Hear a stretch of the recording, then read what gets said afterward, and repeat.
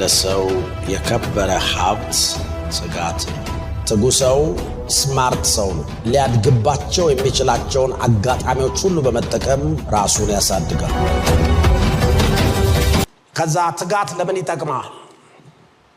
ለምን ይጠቅመኛል ትጋት? አመሮሃ ትጋት የት ይገኛል? የት ነው የማገኘው ትጋት? የት ነው የሚሸጠው? ሱፐርማርኬቱን እነግራችኋለሁ። ስንት ብር እንደሚሸጥም እነግራችኋለሁ። ትጋት እንዴት ደግሞ ይገኛል? እንዴት የት እንደሚገኝ ደምቦ እዛ ከሄድክ በኋላ እንዴት እንደሚገኝ this is the most ይሄ መንታ መንገድ ላይ ያለንበት ትምህርት ነው።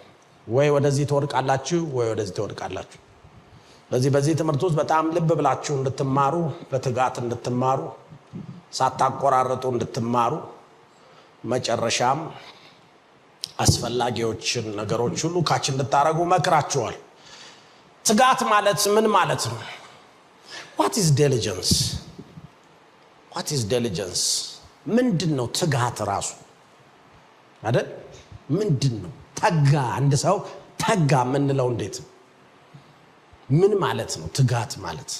very important, I'm telling you, very important. ትጋት ማለት የማይበርድ ጥረት ማለት ነው።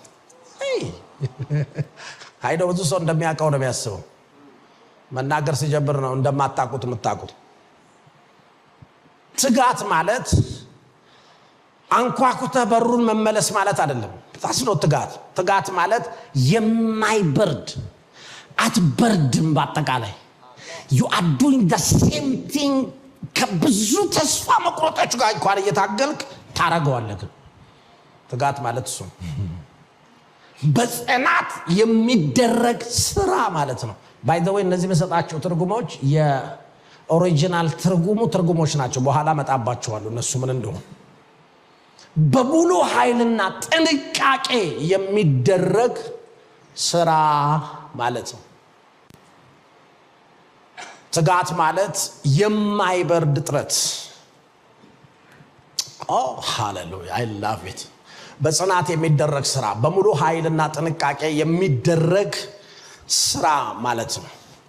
diligence means or study perseverance in one's effort result in careful አማርኛው ነው energetic and persistent work